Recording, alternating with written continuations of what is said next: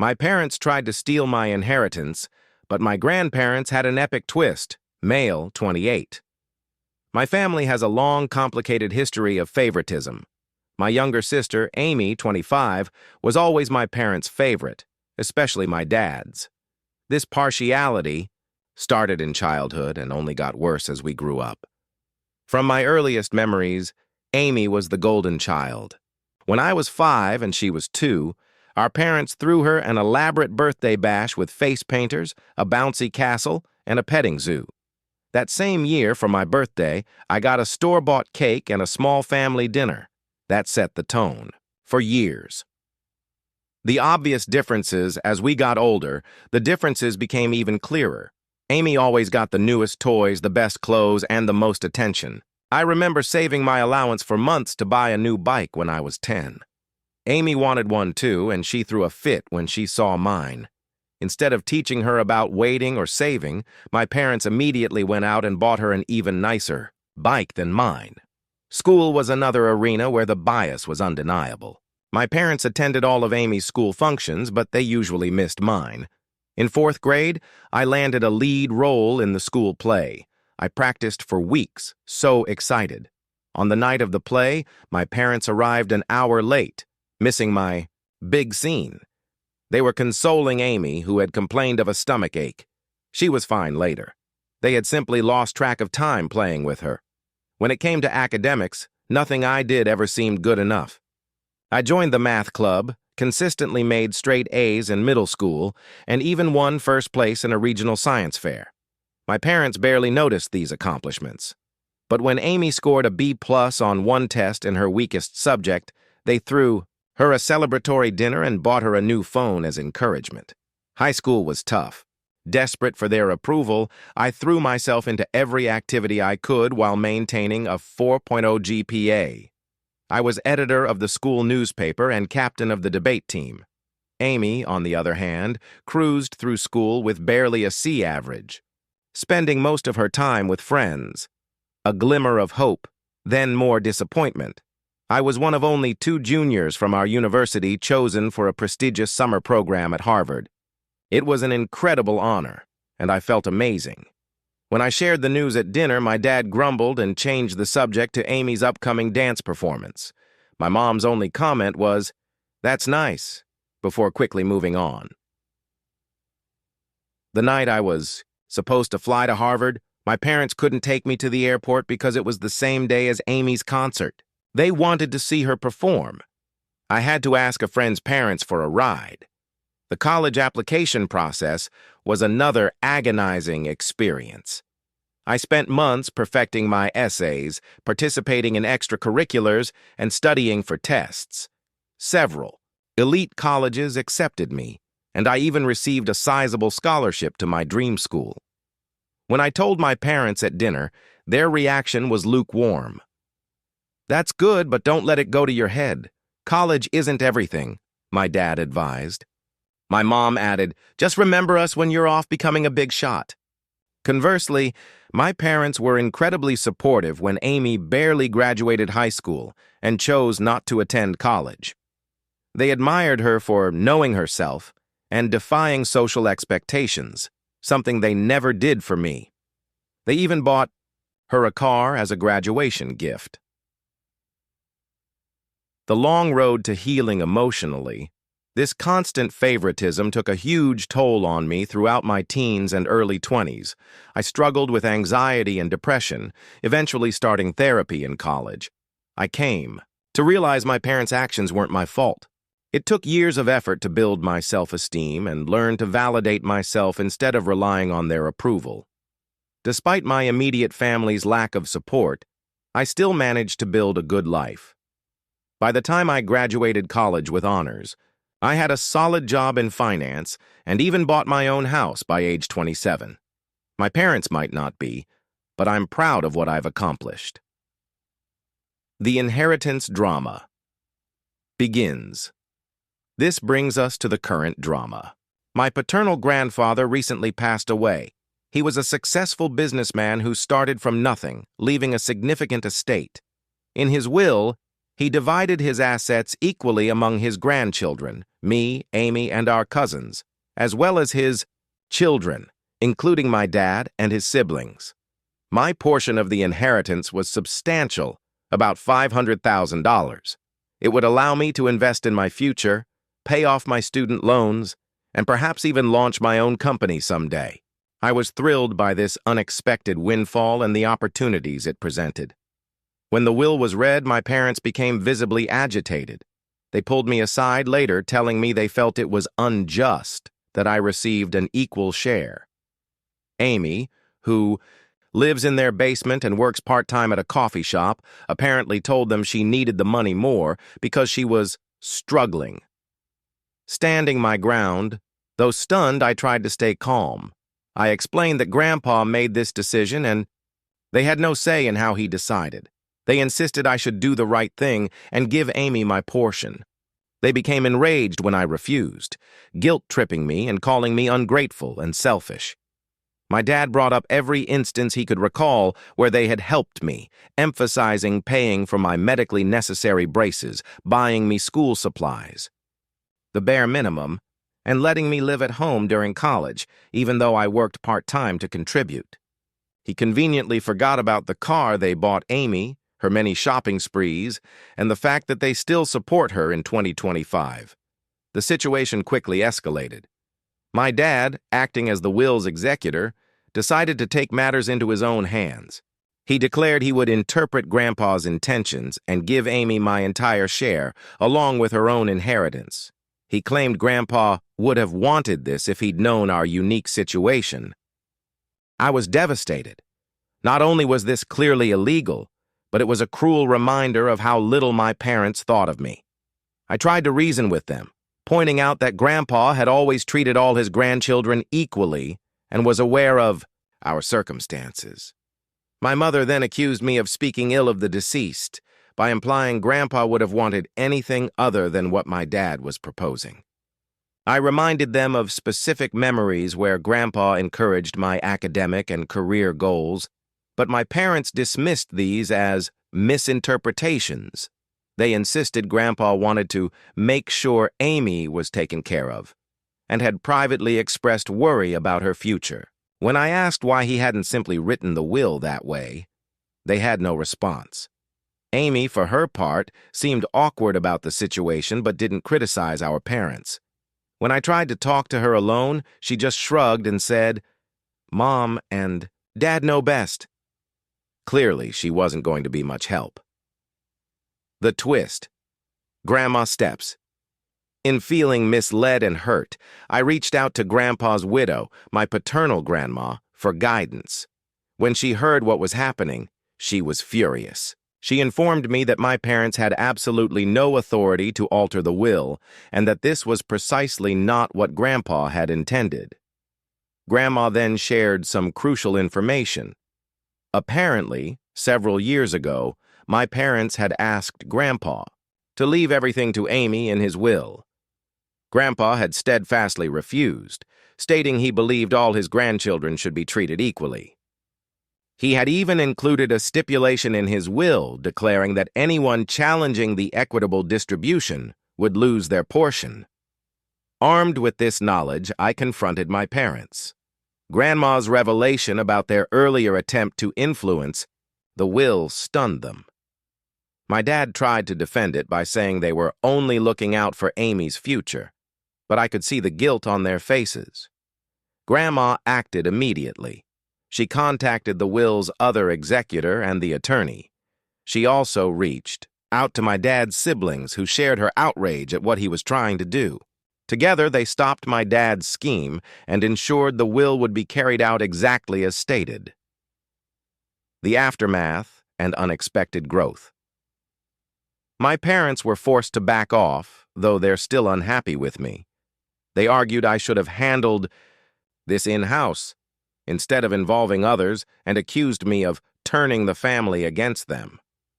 My mother cried about how I had split the family and deceived them.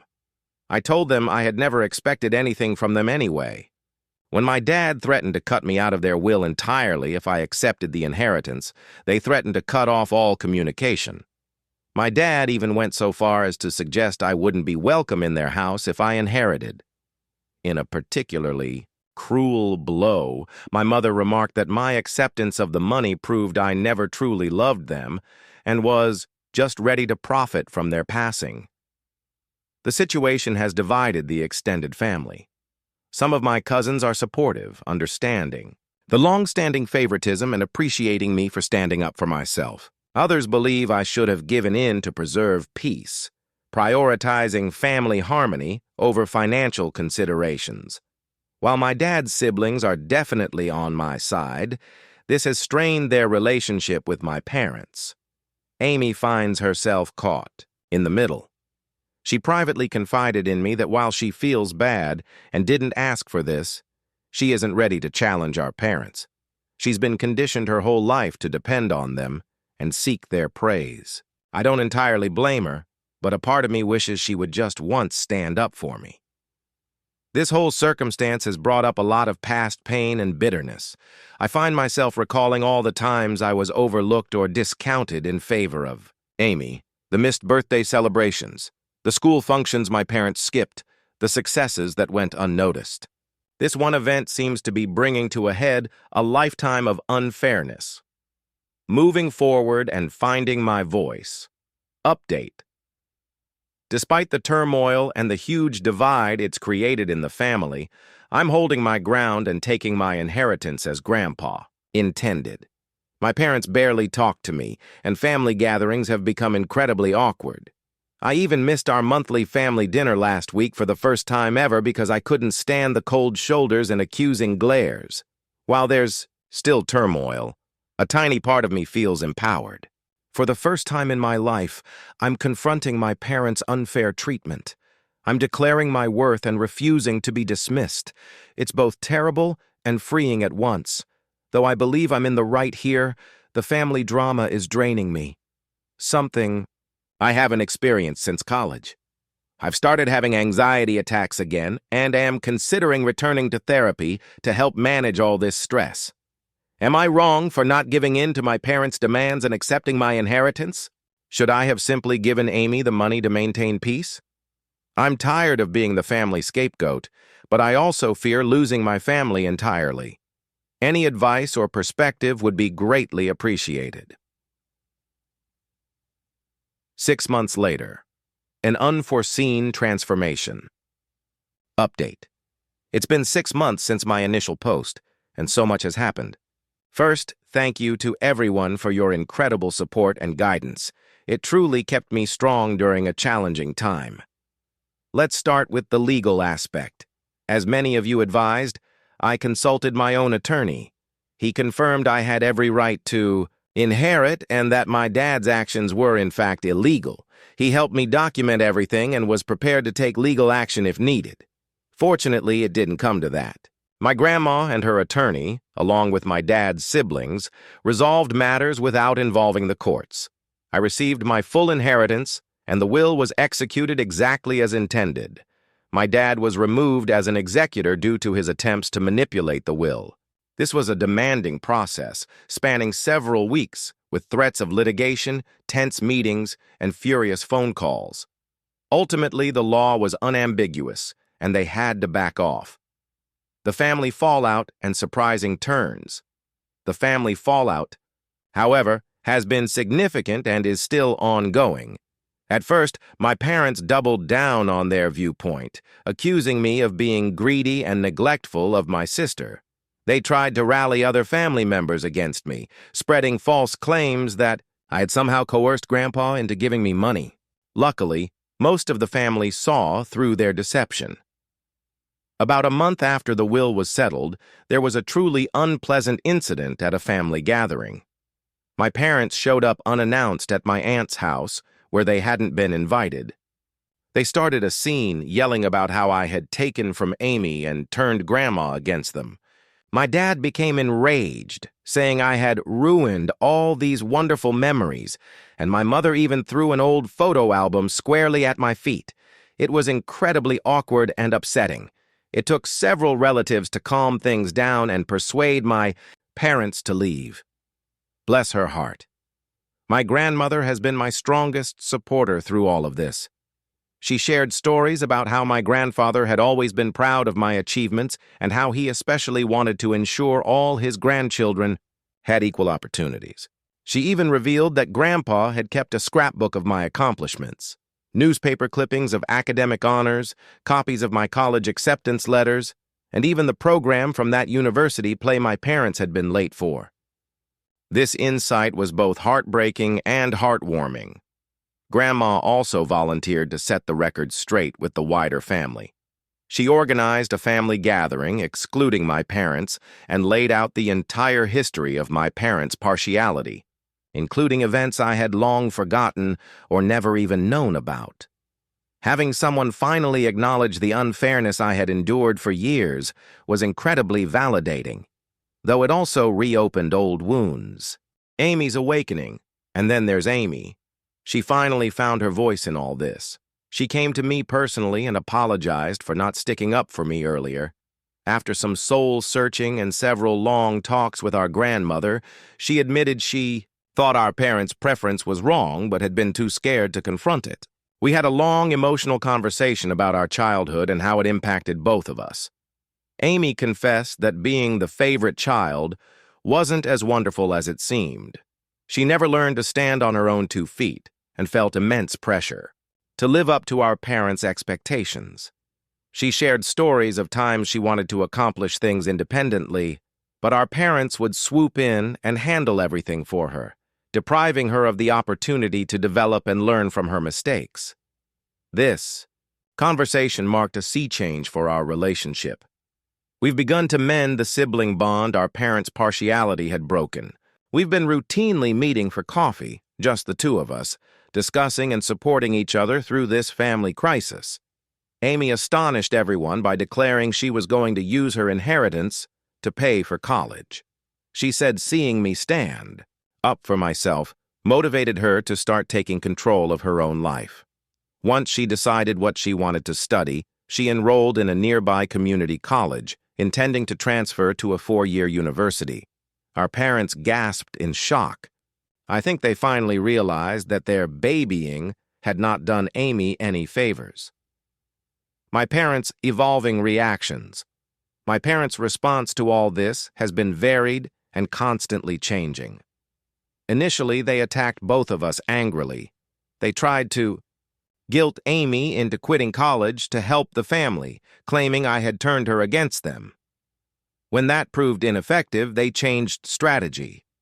After several protracted talks with my grandmother and seeing Amy's remarkable transformation, my mother began to recognize how damaging their actions had been. She has made some hesitant moves toward reconciliation, even starting therapy to address her issues. She reached out to apologize, admitting she had been unfair and asking for a chance to make things right. It's a slow process, and while I'm cautiously hopeful, I'm also maintaining strong boundaries. Sadly, my dad has been less willing to own any mistakes. Still furious, he feels like he is the victim in all this. He has been cold toward Amy since she chose to go to college and barely speaks to me. He has tried a few times to manipulate us, threatening to sell our childhood home if we fail to come to our senses, or forgiving us if we realize we were wrong. While we are both standing strong, it hurts to see him distance himself from both of his children like this. New connections and personal growth.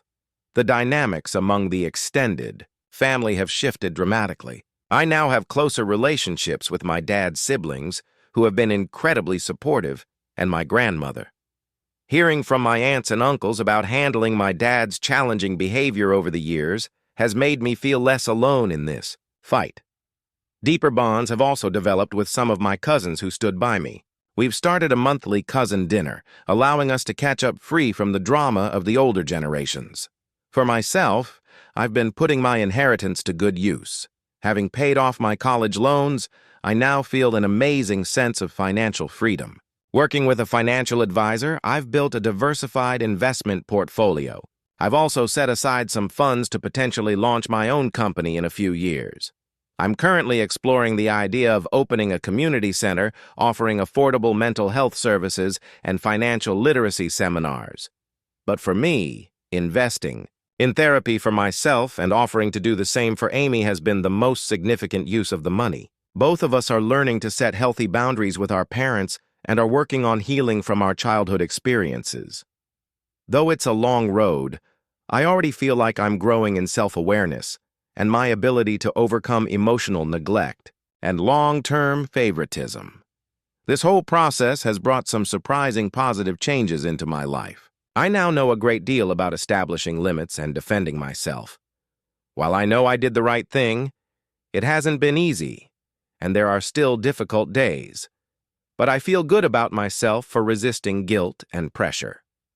Among the most unexpected results has been a shift in my career path. Dealing with all this family conflict and undergoing therapy has helped me realize my passion for supporting others who have experienced similar family dynamics. I'm now considering returning to school to specialize in family therapy, specifically for adult children of emotionally immature parents. I've also been volunteering at a local youth facility, helping youngsters from challenging family homes. Being able to offer the kind of encouragement and support I wish I had received as a child is immensely satisfying. I'm even considering creating a scholarship fund for children from similar circumstances using some of my inheritance. Rebuilding relationships and looking ahead. My relationship with Amy continues to improve. Once a month, we have a siblings' day, where we do something fun, just the two of us. Our hike and picnic last month was the most relaxed and connected we'd felt since we were small children. Without our parents' influence, we're gently rebuilding our connection on our own terms. Regarding my parents, things remain tricky. My mom has been trying to rebuild our relationship. She's regularly attending therapy and has even started to see some of the damage her favoritism caused. We've had a few one-on-one lunches where we've had honest, though challenging conversations about our past and future direction. While it's not perfect, progress is evident. My dad, however, still resists change. He maintains he did nothing illegal, and that Amy and I should be appreciative. He refuses to be in the same room with me, so he's missed several family functions. While it hurts, I'm trying to let go of my need to force him to see things differently or control his reactions. For both Amy and me, Grandma now serves as a rock.